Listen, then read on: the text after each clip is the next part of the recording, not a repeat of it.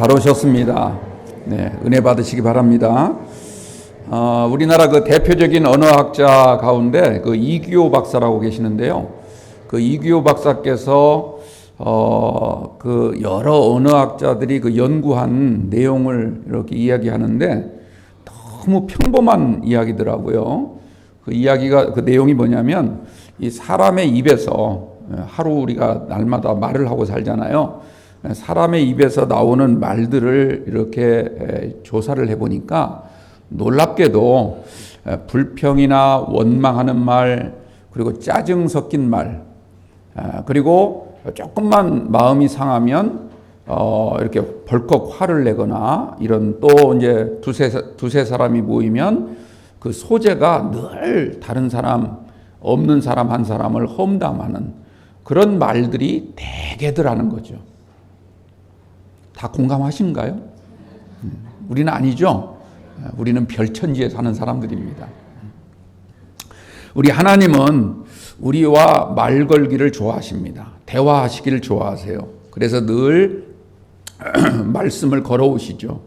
근데 하나님이 우리에게 하시는 말씀은 대개 어떤 말이냐면, 내가 너를 사랑한다. 두려워하지 마라. 염려하지 마라. 또 나를 믿으라. 내가 너희를 반드시 승리케 하리라. 너희에게 복을 주리라. 이런 긍정적인 말씀이 참 많습니다.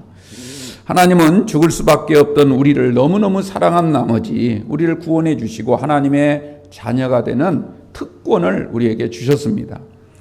그렇다면 우리 입에서 어떤 말이 나와야 할까?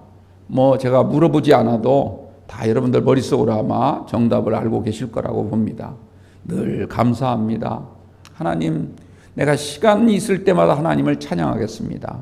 그리고 내가 어떻게든 하나님과 대화하기 위해서, 하나님의 말씀을 듣기 위해서 힘쓰겠습니다. 기도하겠습니다. 그런 생각을 가져야 되지 않을까라고 하는 거죠. 그 이규호 박사가 썼던 책 이름 가운데 말의 힘이라는 책이 있습니다. 말의 힘. 꼭 한번 읽어보시고 여러분들 자녀들에게도 권유해 주셨으면 참 좋겠어요. 근데 그 내용을 보면 말은, 어떤 사람이 사용하는 말 있잖아요. 말은 그 사람의 정신, 그 사람의 어를 지배한다. 이런 내용이 나옵니다. 사람의 가치를 정할 때 어떻게 정하느냐? 그 사람이 얼마나 많은 것을 가지고 있느냐? 얼마나 높은 지위에 신분을 가지고 있느냐? 이걸 가지고 사람의 가치를 정하는 것이 아니라 그 사람이 사용하는 말에 의해서 결정된다. 이분은 그렇게 단언하고 있습니다. 우리 예수님께서도 마태복음 15장 11절에서 이런 얘기를 하셨죠. 사람의 입에서 나오는 것이 그 사람을 깨끗하게 하거나, 사람의 입으로 들어가는 것이 그 사람을 더럽게 하거나 깨끗하게 하는 것이 아니고, 얼마나 막 좋은 음식, 비싼 음식, 이것이 그 사람의 가치를 결정하는 것이 아니라 사람의 입에서 나오는 말, 그 말이 그 사람을 아주 정말 품위 있게 만들 수도 있고 아니면 품격을 떨어뜨리게 만들 수 있다. 즉, 그 사람이 사용하는 말에 따라 그 사람의 가치가 결정된다. 이런 뜻이죠. 또 잠언서 18장 21절 말씀에 보면, 죽고 사는 것이 혀의 힘에 달렸나니 그 사용에 따라 혀의 열매를 먹으리라. 이렇게 교훈하고 있습니다.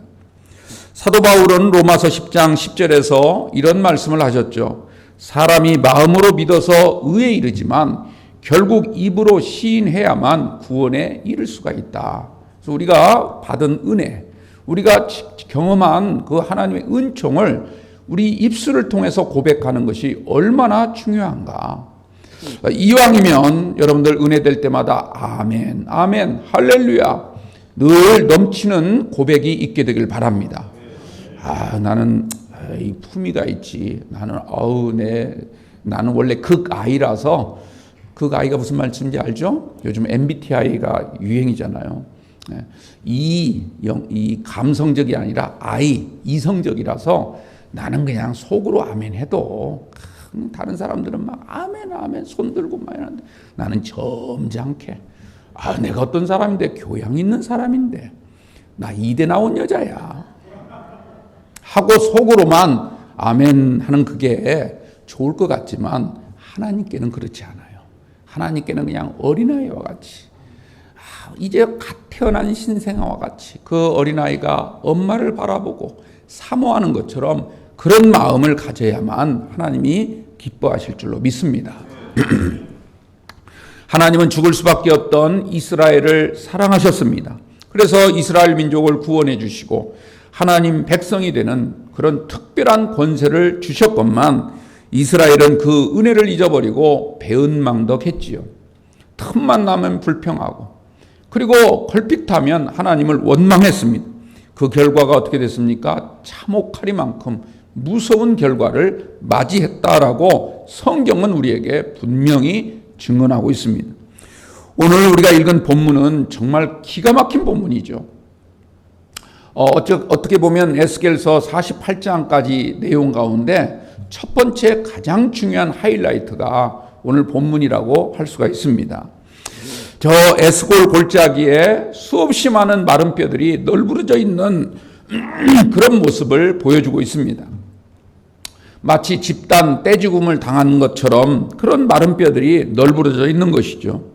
오늘 1절 말씀을 보니까 여호와께서 권능으로 내게 임재하셔서 이 에스겔에게 임하셔서 그를 하나님의 영으로 데리고 가는데 어디로 데리고 가냐면 바로 그 골짜기 한가운데 두셨다라고 말씀을 합니다.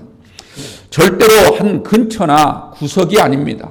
어떤 한쪽 부분만을 보여주신 것이 아니라 그 골짜기 가장 한가운데 중앙 한복판에 에스겔을 세우셨다라고 하는 것이죠.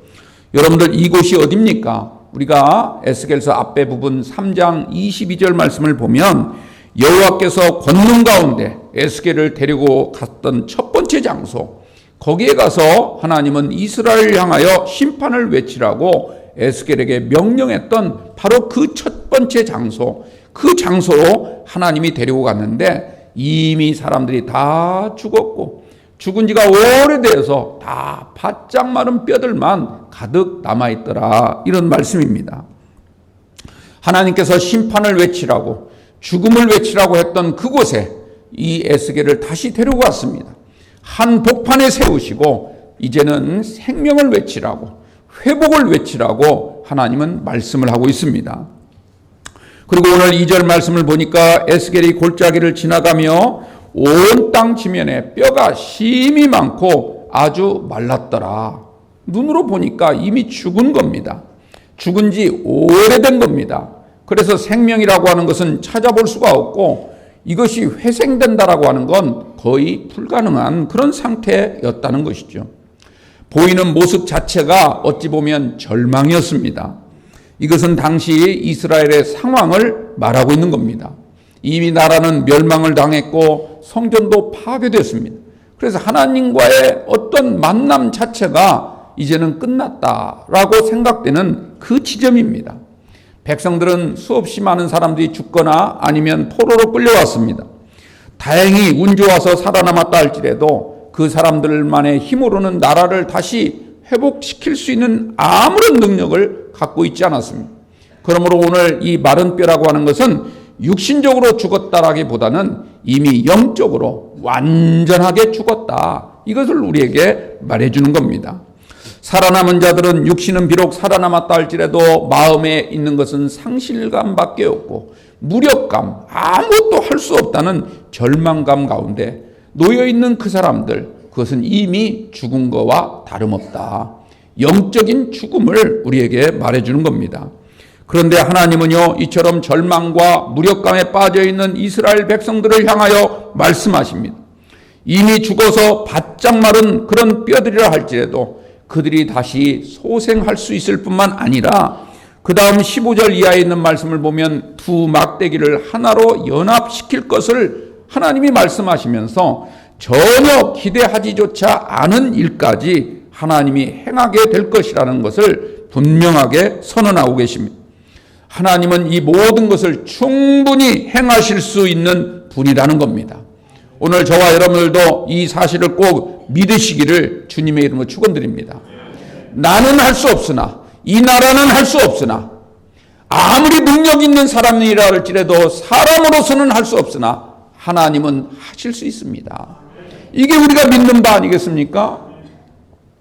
물질적인 문제, 건강의 문제, 자식의 문제, 어떤 걱정거리 있다 할지라도 하나님께 맡기고 기도하면 나를 위해서 하나님은 행하십니다.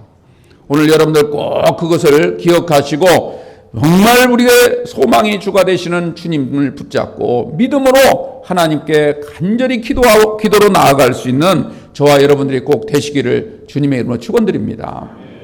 오늘 3절 말씀 보십시오. 하나님은 에스겔에게 묻습니다. 인자야, 이 뼈들이 능히 살 수 있겠느냐? 여러분들, 이 질문은 하나님이 지금 궁금해서 물어보는 게 아닙니다. 지금 뭘 몰라서 물어보는 것이 아니에요. 그러나 그러니까 이 질문은 하나님이 이런 질문을 하시는 이유 자체는 몰라서 물어보시는 것이 아니라 대답이 이미 뻔하다는 겁니다. 누구나 다 알 수 있다는 거죠. 예를 들어 제가 여러분들에게 이렇게 물어봤다고 칩시다. 사람이 숨을 쉬지 않고 살 수 있나요? 라고 물어본다면 이게 살 수 있나 없나 고민해서 제가 궁금해서 물어보겠습니까? 사람은 당연히 숨을 쉬어야 된다는 이야기를 하는 거죠. 오늘 하나님이 에스겔에게 물어보는 이 질문은 이 뼈들이 살아날 수 있는지 없는지를 궁금해해서 물어보시는 게 아니라 이것은 사람의 힘으로는 도저히 되어질 수 없는 일이라는 거죠. 오직 하나님만이 할 수 있는 일. 그래서 에스겔이 뭐라고 대답합니까? 내가 대답하되 주 여호와여 주께서 아시나이다. 주께서 아시나이다. 이 대답의 뜻은 주님만이 하실 수 있습니다. 우리는 도저히 할 수 없지만 주님이 원하신다면 가능합니다. 믿음으로 고백을 하는 거죠. 여러분들, 그러자 하나님이 뭐라고 대답을 하십니까? 오늘 4절 말씀입니다. 또 내게 이르시되 너는 이 모든 뼈에게 대언하여 이르기를 너희 마른 뼈들아 여호와의 말씀을 들을지어다. 말씀을 듣는 것으로부터 소생의 역사가 시작이 됩니다. 여러분들, 아무리 여러분들이 신앙생활을 오랫동안 하고 수많은 영적 체험을 했다고 해서 자만하지 마십시오. 오늘 이 시간 말씀을 듣지 아니하고 말씀 듣는 자리에서 자꾸 빠지게 되면 여러분의 영혼은 금방 죽습니다. 여러분들의 믿음의 탑은 수십 년에 걸쳐 쌓았다 할지라도요, 견고해 보이는 것처럼 보일지라도 말씀에서 멀어지기 시작하는 순간 여러분들 그 신앙 다 이제는 합리적으로 정당화시키는 데만 급급하고 여러 가지 어디에서 무슨 핑계거리를 찾을까 이런 쪽으로만 생각을 하다 보면 그 믿음이라고 하는 금방 사라질 수밖에 없다는 것을 꼭 기억하시기 바랍니다. 그러므로 우리는 늘 말씀을 듣는 일에 최선을 다해야 됩니다. 그러므로 내가 어떤 결정을 할 때도, 내 직장을 결정할 때도, 내 앞으로의 진로를 결정할 때도, 내 미래를 결정할 때도, 내가 다른 것 몰라도 말씀 듣는 것, 주의 성수하는 것만큼은 나는 양보할 수가 없습니다. 금방 죽을 것 같지만 하나님은 하실 수가 있습니다. 하나님은 우리의 육신적인 문제도 해결해 주시고 그 육신적인 문제의 해결을 통해서 우리의 영적인 문제도 해결해 주실 줄로 믿습니다. 오늘날 우리 한국 사람들 보면 정말 옛날에 비해서 이만큼 잘 사는 나라 때가 없었어요. 과거에 비하면. 그럼에도 불구하고 그냥 죽겠다는 거예요. 헬조선이라는 거예요. 그래서 어떻게든지 남들보다 더 많이 벌고 더 빨리 벌고 더 많은 것을 얻기 위해서 살아가다 보니까 사람들이 오직 돈에 그냥 매몰되어 있는 것 같아요. 다 들어보면 그만한 이유가 있고 그만한 사정이 있고 이해는 돼요, 인간적으로는. 그러나 그 영혼이 죽어가고 있는 것을 본인은 정작 모르고 있는 경우가 너무너무 많아요. 그래서 주의를 그냥 내가 온전히 안 지킬 수는 없으니까 격주로 지킨다든지 한 달에 한 번 나온다든지 뭐 이런 식으로, 아니면 그냥 유튜브로 대신한다든지 어떤 녹음 파일을 듣고 그걸 예배 드리는 걸로 친다든지 이런 변칙적인 행동들이 얼마나 많은지 몰라요. 여러분들, 이게 하나님이 과연 기뻐하실까? 여러분들, 우리가 진지하게 한번 생각해 보시기 바랍니다. 오늘 5절 말씀을 보십시오. 주 여호와께서 이 뼈들에게 이같이 말씀하시기를 내가 생기를 너에게 들어가게 하리니 너희가 살아나리라. 여러분들, 생기가 들어가야 살아나는 거예요. 근데 그 생기는 말씀을 통하여 들어가는 거예요. 그래서 에스겔에게 대언하라는 거죠. 하나님이 직접 하실 수도 있지만, 그러나 하나님은 우리와 협업하기를 좋아하십니다. 우리와 함께 하시기를 좋아하는 거예요. 그래서 하나님은 당신의 대언자를 택하시고 그 대언자의 입술을 통해서 나오는 말씀을 통해서 하나님의 영, 생기를 들어가게 하는 줄로 믿습니다. 그걸 받아야만 우리가 능력이 생기는 거예요. 그걸 받아야만 우리가 물질적인 그런 여러 가지 필요보다도 더 중요한 게 있다는 것을 깨닫게 되는 거예요. 우리의 육신이 살아가는 것보다 더 소중한 것이 있다는 것, 이것을 잃어버려서는 절대 안 된다는 것을 우리가 깨닫게 되는 것이죠. 그걸 깨달아야만 우리의 영혼이 살아나게 될 줄 믿습니다. 그래서 우리가 온전히 회복되어지고, 이 나라가 회복되어지고, 한국교회가 회복되어지고, 여러분의 가정이 회복되어질 줄로 믿습니다. 여러분들, 새벽에 일찍 나가 출근하는 바람에 이 새벽 기도하기 어려운 분들이 있죠. 이해해요. 하지만 그런 분들은 저녁이라도 오십시오. 수요 예배를 드리십시오. 금요 기도에 드리십시오. 왜 새벽에는 시간이 없어 못한다면서 저녁에는 안 나오십니까? 여러분들, 우리의 모든 것들을 핑계대려고 생각하면 얼마든지 될 수가 있어요.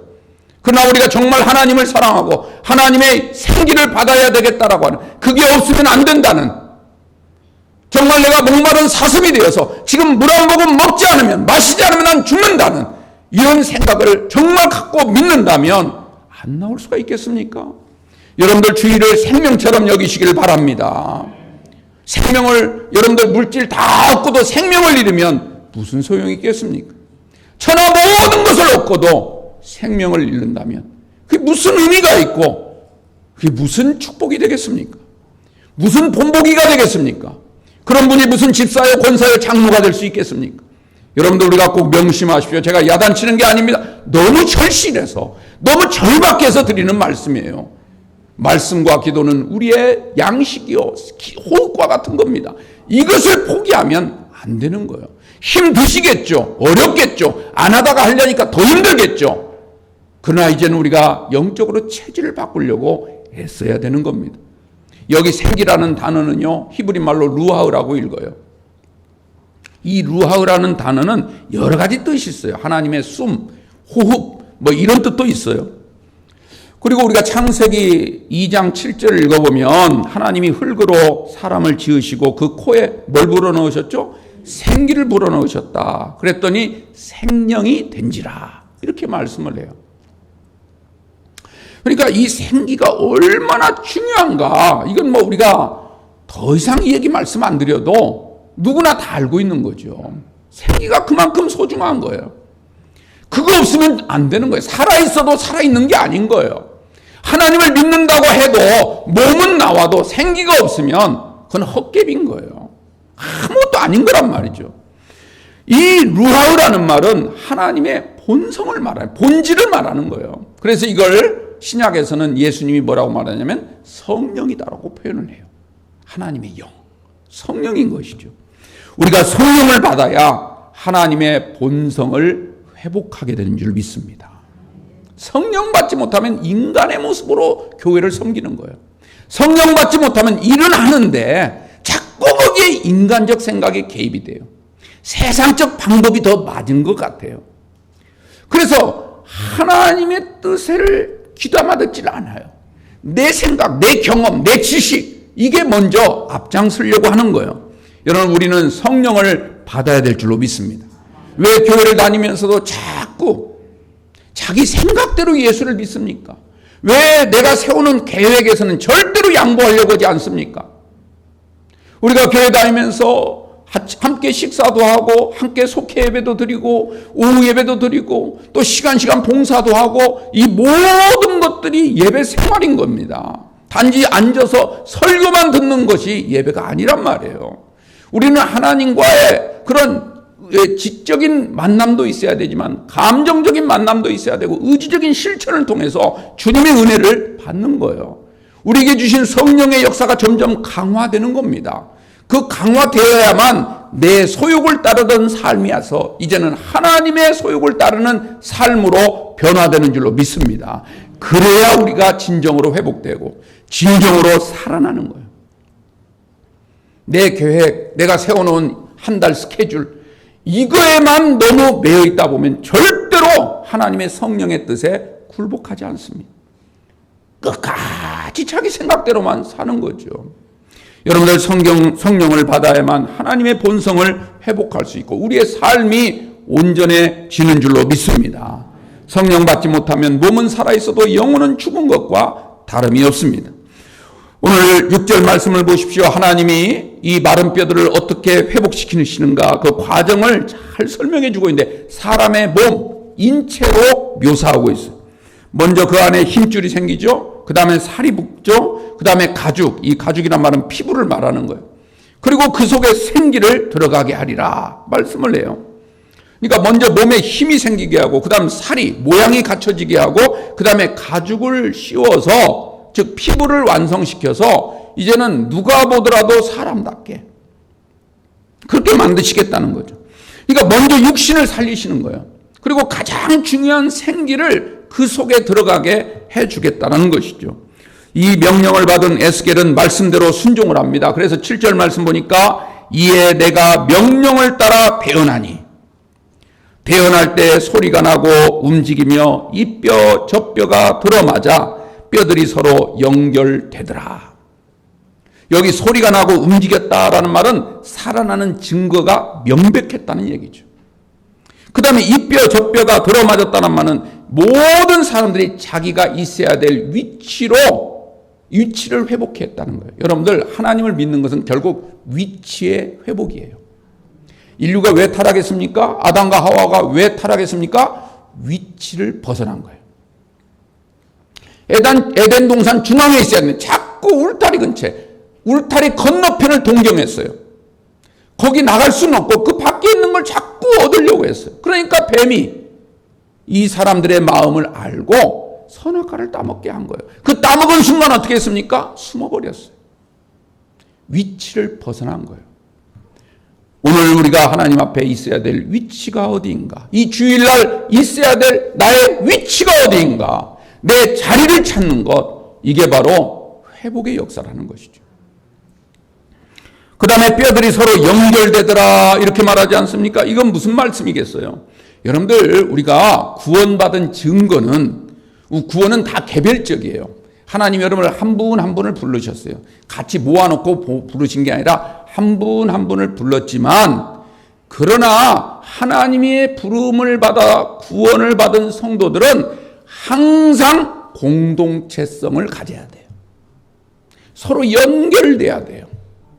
남의 일 보듯이 봐서는 안 돼요. 교회를 서로 협력하는 공동체가 돼야 돼요. 그래서 교회는 내가 하기 싫어도 부담이 돼도 시간과 물질과 여러 가지 것들에 제약이 있어도 함께 하면서 움직일 때 거기에 힘이 생기고 하나님의 은혜가 임하는 거예요. 그래서 교회는 구원의 통로기도 하고 축복의 통로기도 하는 거예요. 주님은 절대로 우리 한 사람 한 사람 다 사랑하시지만 그러나 그 사랑의 은혜를 어떤 방식으로 주시냐면 교회라고 하는 공동체를 통해서 주신다는 거예요. 그래서 우리가 하기 싫어도 함께 모여 주님의 일을 하고 함께 봉사하고 하면서 우리의 믿음이 자라나도록 되어 있다는 거죠. 그게 온전한 회복이라는 거예요. 나만 잘 믿으면 되지. 아니에요. 천만의 말씀입니다. 그건 잘못된 신앙으로 나갈 위험이 굉장히 높은 거예요. 우리가 서로 마음이 맞지 않다 하더라도 서로 나와 다른 성향 그런 걸 가지고 있다 하더라도 서로 함께 할 때 하나님의 놀라운 은혜가 임하게 될 줄로 믿습니다. 여러분들 자녀 위해서 많이 기도하시죠? 건강 위해서 많이 기도하시죠? 그러면서 왜 교회 위해서는 기도 안 합니까? 그러면서 왜 교회 일에 협력은 안 합니까? 그것은 큰 문제인 거예요. 여러분들 자녀들이 부모를 생각하고 우리 부모 건강했으면 좋겠다 하고도 1년에 한 번도 찾아오지 않는다면 그게 무슨 부모를 사랑하는 겁니까? 말이 안 되는 거죠. 그런데요, 오늘 8절 말씀을 보니까 드디어 뼈에 힘줄이 생기고 살이 오르고 그 위에 가죽이 덮였어요. 그런데 그 속에 생기는 없더라. 가장 중요한 생기가 아직 들어가지 않았다는 얘기죠. 그래서 하나님은 다시 에스겔에게 명령을 하십니다. 9절 봅니다. 오늘 말씀 중에서 가장 이 9절이 중요한데요. 우리 한번 볼게요. 또 내게 이르시되 인자야 너는 생기를 향하여 대언하라. 생기에게 대언하여 이르기를 주 여호와께서 이같이 말씀하시기를 생기야 사방에서부터 와서 이 죽음을 당한 자에게 불어서 살아나게 하라 하셨다 하라. 할렐루야. 이거 정말 기가 막힌 이야기입니다. 기가 막힌 얘기예요. 여러분들 생기가 뭐라고 했죠? 하나님의 본성이라고 했잖아요. 하나님이에요. 하나님 생기가 하나님의 영.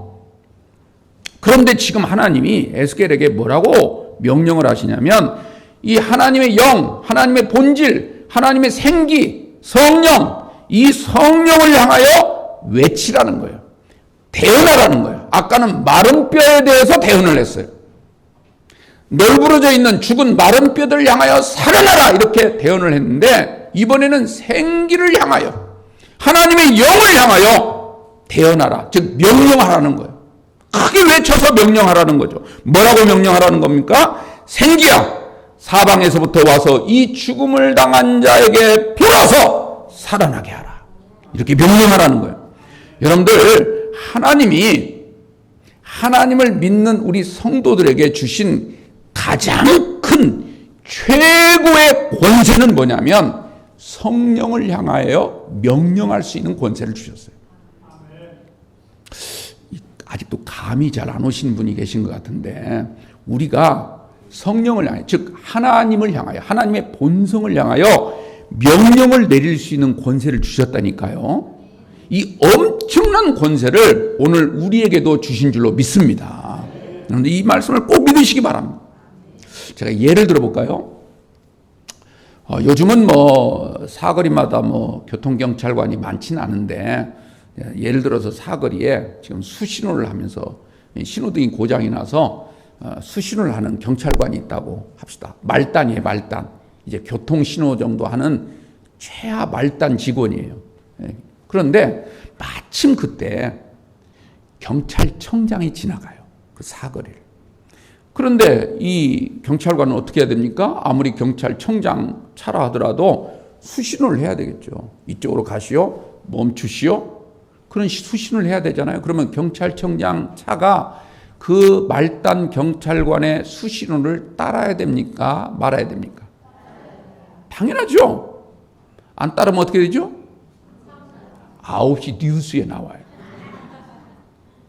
안 따르면 갑질했다고 나와요.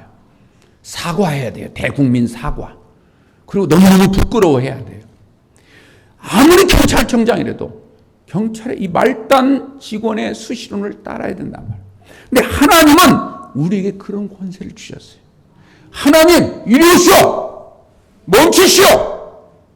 그대로 따르겠다는 거예요. 하나님이. 내가 너의 수신호에 따를 테니까 너 명령해라는 거죠. 그런 권세를 지금 주신 거예요. 즉 이게 무슨 말이냐면 우리가 하나님의 말씀을 붙잡고 하나님의 명령에 따라서 생기를 향하여 명령해도 하나님은 그 명령에 따르겠습니다. 인간의 명령에 나는 그대로 움직이겠다라고 하는 스스로의 권리를 다 포기해버리고 그런 권세를 우리에게 주신 줄로 믿습니다. 할렐루야. 이게 기도예요. 기도. 그럼 기도가 얼마나 위대한 위력이라고 하는 것을 꼭 기억하세요. 생기야 저 사방에서부터 불어와서 이 죽음 당한 자에게 불어서 살아나게 하라 명령을 한 거예요. 정확히 말하면 여기서 죽음 당한 자라는 것은 하나님에 의해서 죽은 자를 말하는 거예요. 그러니까 하나님이 죽인 거예요. 하나님이 죽였는데 하나님 보고 다시 살려내시오. 이렇게 명령을 했다는 거죠. 하나님의 명령에 따라서. 그러자 10절 말씀 보니까 이에 내가 그 명령대로 대언하였더니 어떻게 됐죠? 생기가 그들에게 들어가매 그들이 곧 살아나서 일어나 서는데 극히 큰 군대더라. 할렐루야.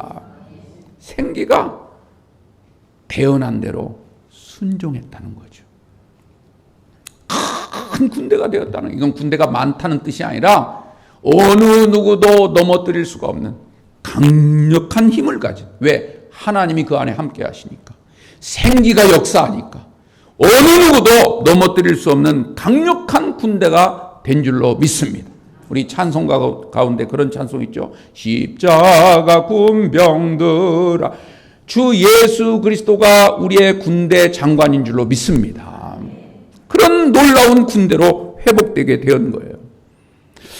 자, 11절 말씀 봅시다. 11절부터는 이제 앞에서 말한 것에 대한 해석이에요.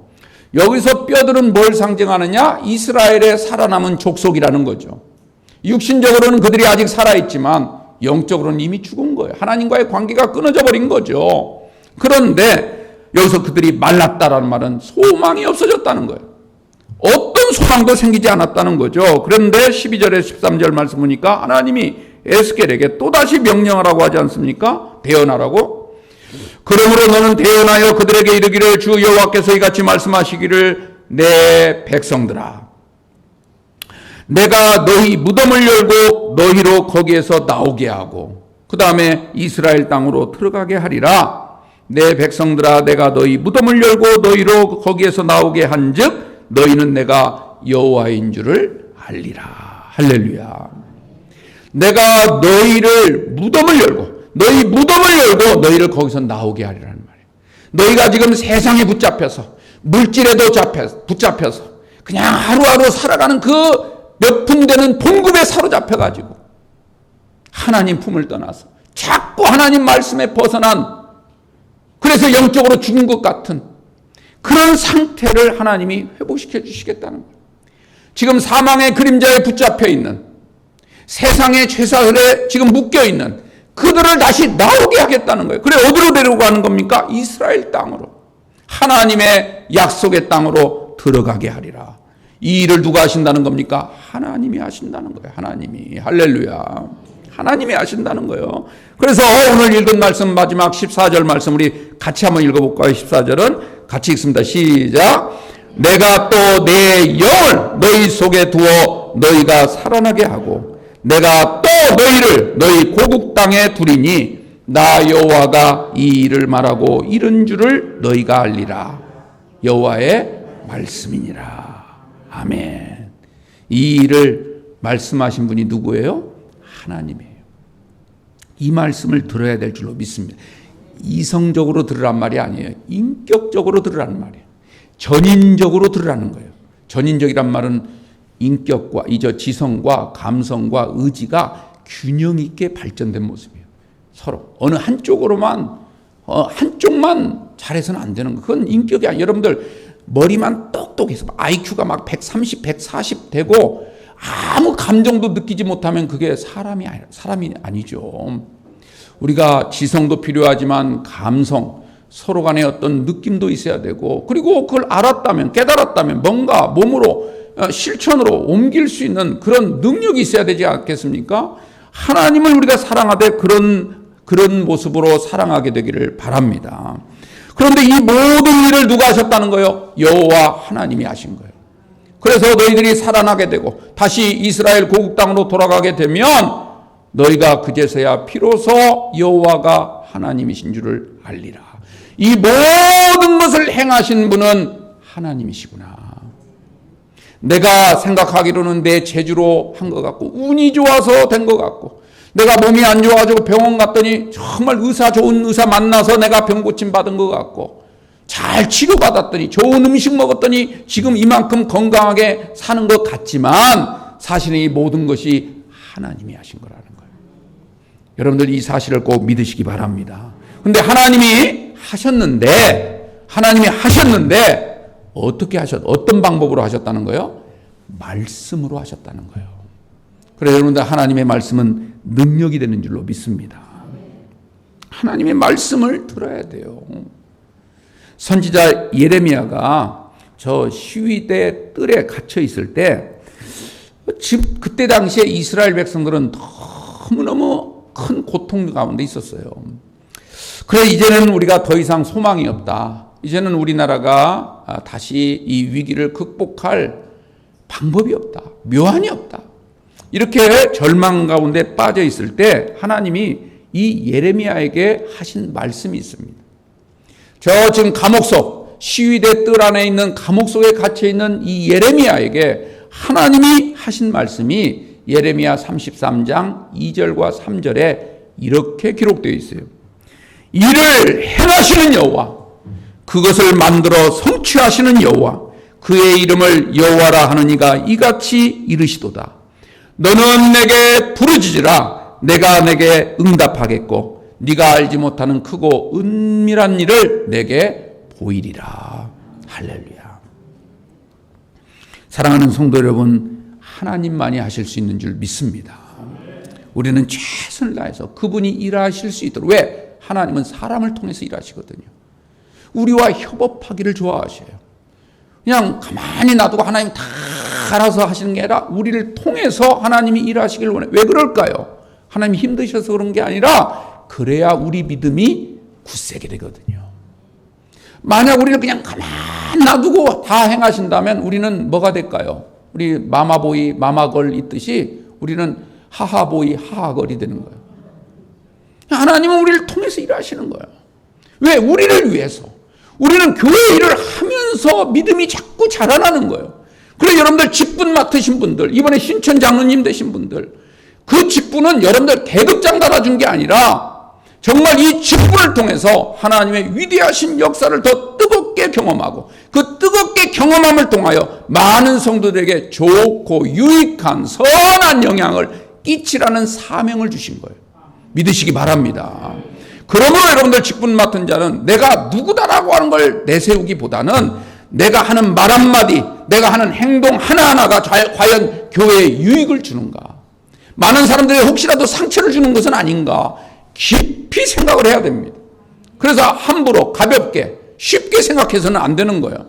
그리고 그걸 자기 생각으로 자꾸 말하려고 하지 말고 목회자의 심정으로, 아니 더 나아가서는 주님의 생각을 가지고 해야만 교회에 유익이 되고, 그래야 많은 사람들이 감동을 받고, 그래야 정말 우리 교회가 하나님이 함께 하시는구나, 하나님이 역사하시는구나, 생기가 들어와 있구나 라고 하는 것을 알게 될 줄로 믿습니다.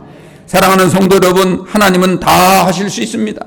단지 우리는 하나님이 일하실 수 있도록 기도하시고 협력해야 되는 것입니다.